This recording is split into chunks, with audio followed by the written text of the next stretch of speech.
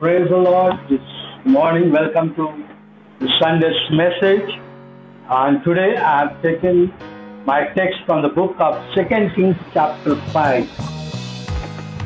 And today I would like to talk to you about the healing of leprosy that Naaman had. And today I would like to focus also on how God uses insignificant people for His glory. So let's look at the book of 2 Kings chapter 5 verse 1 following. Verse 1. Now Naaman was the commander of the army of the king of Aram. He was a great man in the sight of his master, highly regarded because through him the Lord had given victory to Aram. He was a valiant soldier, but he had leprosy. Yes, Naaman was a great man. He was a very successful man.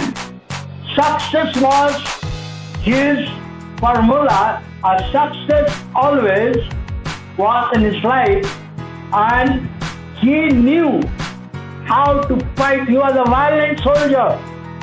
He was a great personality in the army of Aram. He was a great personality. He was a general. He was great in the sight of his master. His master loved him, and his master knew how violent soldier, how successful commander he was. You and I can have all that takes to be successful, and our success in our life can be there. God is interested in our success, and you can be very successful, but there can be problems. Yes, Naaman had a problem. What was it? He was a violent soldier, but he had leprosy. Yes, he had a disease called leprosy. In those days, leprosy was incurable disease which cannot be cured by medicine. In those days, in Israel and in the world around that place, this disease was actually considered to be an unclean disease. If somebody had this disease, he was considered unclean, untouchable. You know what? This disease comes in the life of people. It comes in hidden places. Places in the body where it cannot be exposed. It's usually covered. And slowly it spreads. And that's what? Gets to our cartridges. We become deformed. And then people come to know. You know what? Sin is something like that. When you and I sin, when there is a sin in our life, we try to hide it. We think nobody knows. Yes, that's what Naaman thought. Nobody knows that I have this disease of leprosy. So sin is like leprosy. It spreads in our life. It spreads in our family. It spreads in the society. And what it does? It destroys us. That's what sin does. It destroys us. That's exactly how sin, like leprosy, spreads. You know, leprosy finally destroys the person. It kills. The man knows, the woman knows, the person knows that he's going to die, but he cannot do anything about it. Sin is like that. Sin takes us to death. Bible says the wages of sin is death, but the gift of God is eternal life. God gives us eternal life. The wages of sin is death. You know what? He was a very popular man, a general, great man. Yet he had a problem. That's thing. You and I could be very clean on outside, yet we may have problems. We may have sin in our life, a hidden sin that needs to be cleansed by the blood of Jesus Christ, and we need to do that. That needs to be washed in the power of the Holy Ghost. Now, ever flowing water that Christ gives. You know what happened? A band of soldiers had gone, and I'm just relating the story. A band of soldiers had gone to Israel and took a young girl as captive. Now here is a young girl who is away from her family, away from her country, away from worshipping her own God, in a foreign land under captivity, and there's nothing good about her circumstances. Yet she testified to the will of God, that there is a God in Israel who can heal through the prophet that is in Samaria. What stops you and me from testifying for Christ? What stops you and me from being a witness? Your and my situation is not worse than this young girl. We are with our families. We may be with our friends and relatives. This girl was alone. A servant girl, a slave. You are not in slavery. Yes, we all are in the slavery of sin. We are being set free by Christ. But we need to save others from their slavery in sin. Christ saved them. He saves us from sin. Then this young girl did what? Testified. Nothing stopped her from telling her mistress, because she was working in Naaman's house. She said to her mistress, only if my master would go and see the man of God in Samaria, what will happen? He will be cured of his disease. The world is suffering from the disease of sin and Satan that Satan brings. We need to share and testify that Christ can heal you. Christ can cleanse you.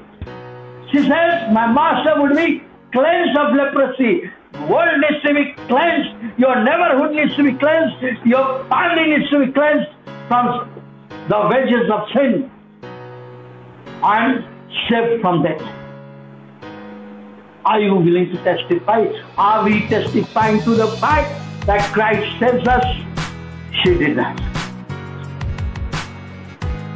And then what happened? This man Naaman went to the king of Aram and said, look, this is what the servant girl from Israel talks about and says. The king of Aram writes a letter to the king of Israel. Take this letter and go. Get healed and come back. So Naaman takes the letter of the king of Aram to the king of Israel and gives it. You know what?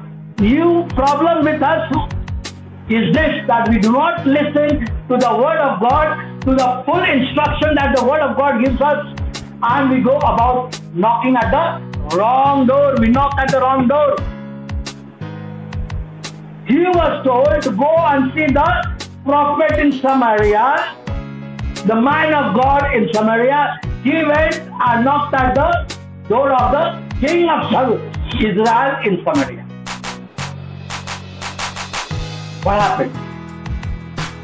The king of Israel was so upset. He said that, am I God? What, I am God that I should heal him or give him life? He tore his robe. Elisha, the man of God, heard of it and said, send that man to me. Send him to me.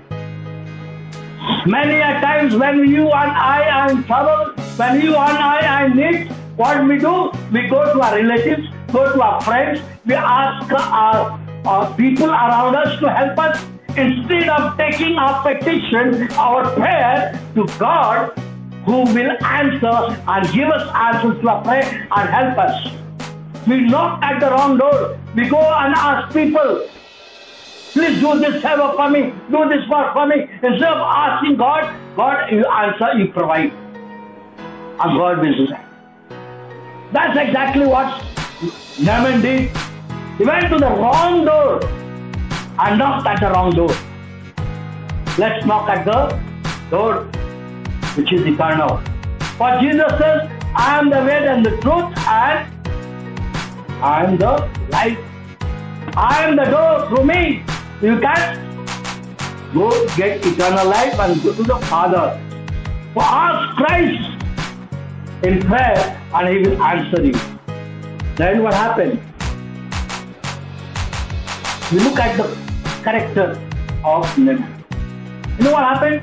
He from the palace now he moves to the house of the prophet, the man of God. The man of God does not come out to meet him. He came with all his pomp and show, all that he had with him, showing off his wealth, showing off how powerful he was. Naaman was what? He was a proud person. He was an arrogant person. He needed to be humbled.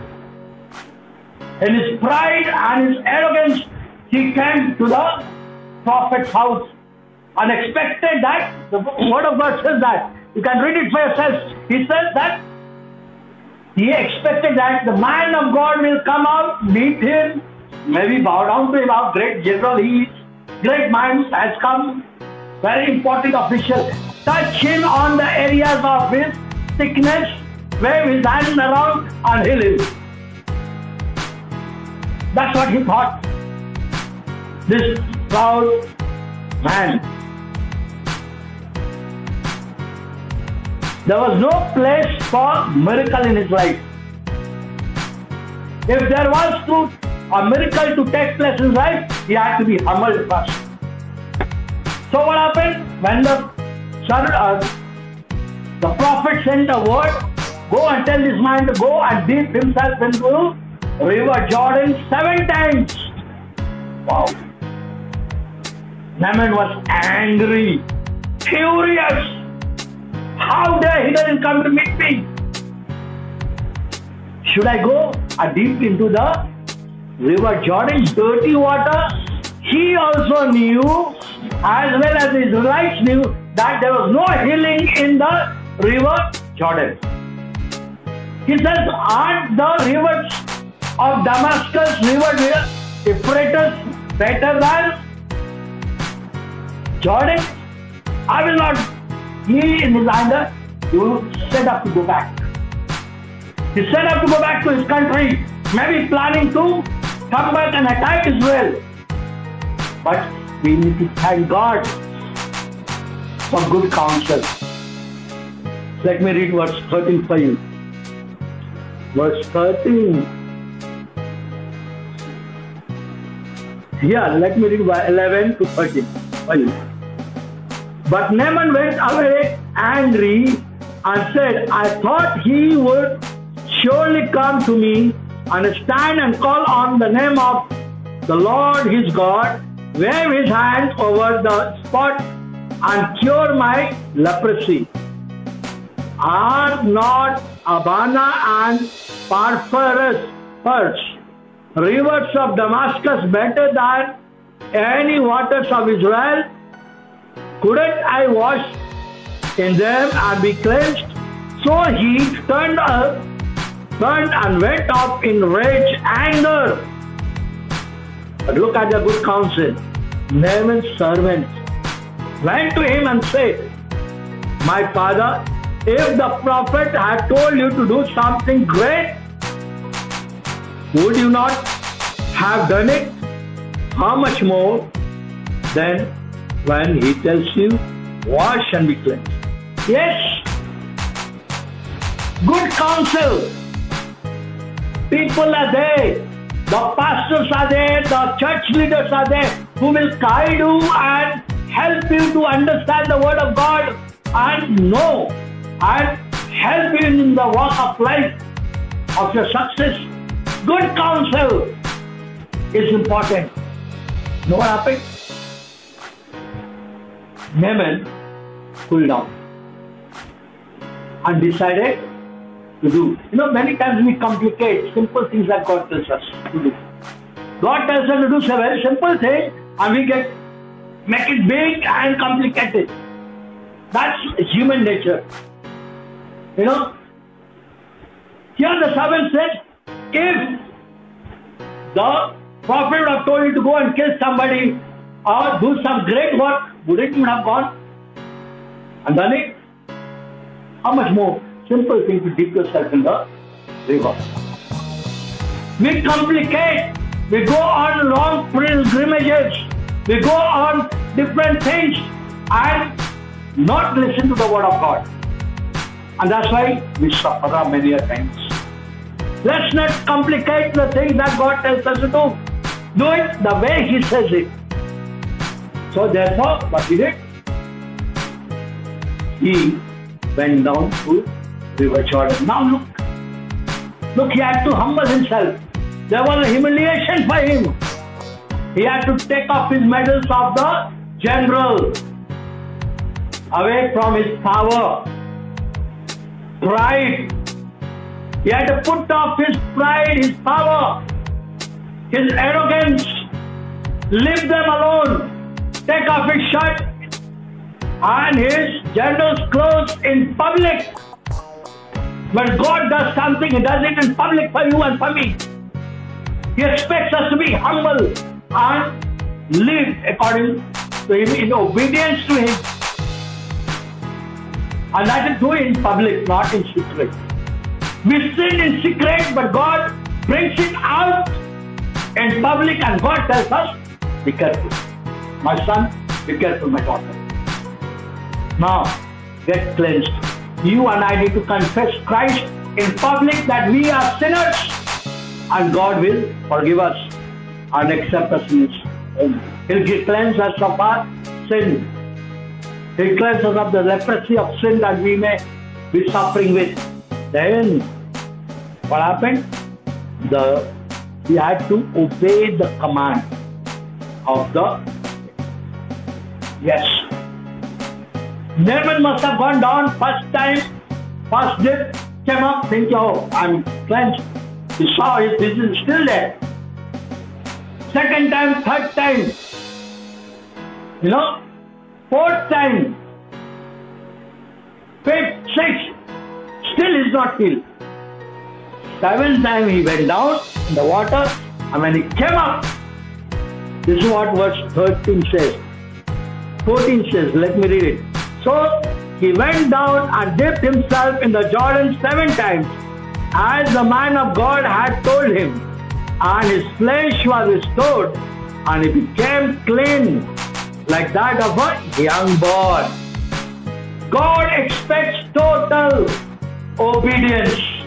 If you want a miracle, you want something from God, God expects you to be humble and to total submission to Him in obedience. You and him, I need to submit to God in total obedience to God, and that's how God will answer our prayer, cleanse us, provide for us. God will provide for you. God will cleanse you of your sin if you obey in the word of God. Dip yourself 7 times. Dip yourself. You need to take baptism in the water baptism. As Christ sets the example, you want to be cleansed from your sin and away from Satan, have the power of the Holy Ghost, you need to take baptism. Water baptism is must for a believer. Dip yourself. You know what? We need to be very radical in our obedience to God. Do what God says. You know, Nehemiah and Ezra did what? God says pray. Ezra prayed. God told Daniel, pray, and the captives will go back. He prayed. God told John the Baptist, to preach the repentance. I preach the repentance and dip the people in same muddy waters of Jordan. Do it the God's way and God will heal you. Yes, God's way was that Naaman should go down 7 times, dip himself in water, and he will be saved. He will be cleansed. That's what it is. Are you like Naaman? Are you like that young girl? Insignificant, you say, I am nobody in my family, in my church, in my society, yet God wants to use you. He said, my circumstances are not good, yet God wants to use you. No, God uses insignificant people. Shall we pray? I would like you to understand that you and I need to do what? We can be successful, but we all have sin as a problem. Repent, submit yourself, get cleansed in the blood of the Lamb. And I hope you believe that and will be cleansed. Then share and witness for God. Leave behind your pride of your education. You can be proud of your education, your background, or your money, whatever you have. Leave them behind. Humble yourself in the sight of the Lord and He will lift you up. That's what the Word of God says. And then you will be cleansed.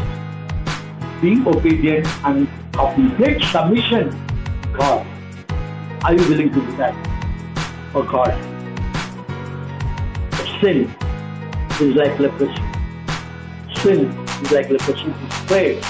We try to hide, but it does not hide. We need forgiveness. We need forgiveness of God to be cleansed from our sin. Shall we pray?